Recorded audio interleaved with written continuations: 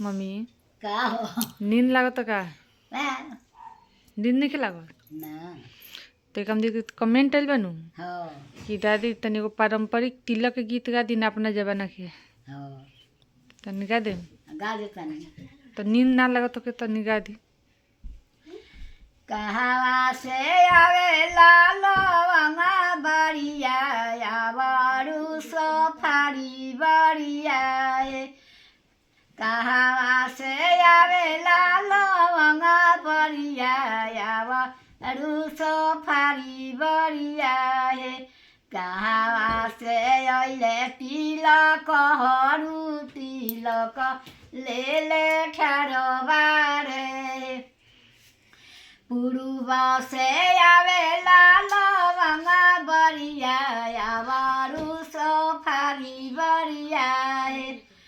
पश्चिम से अइले तिलक हरू तिलक ले ले ठरबारे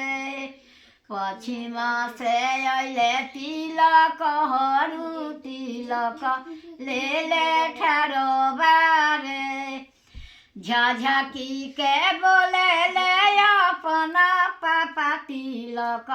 हम ना ले हबै झझकी के बोले ले अपना बाबा तिलक हम ना ले हबै मोरो बाबू पढ़ल पंडितवा तिलक बारा थोर बारे मीनाती से बोले ले बेटी हवा तिलक हम चढ़ाई री मीनाती से बोले ले बेटी हवा तिलक हम चढ़ाई री मोरो घरे गौरी कुआर तिलक हम चढ़ाई री झझकी के बोले ले अपना चाचा तिलक हम ना ले हबै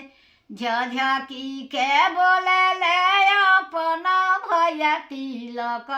हम ना ले हबै मोरो बाबू पढ़ल पंडितवा तिलक बारा थोर बारे मीनाती से बोले ले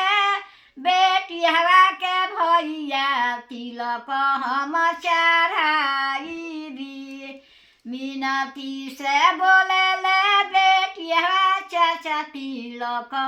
हम चढ़ाई दी मोरो घरे गौरी कुआर तिलक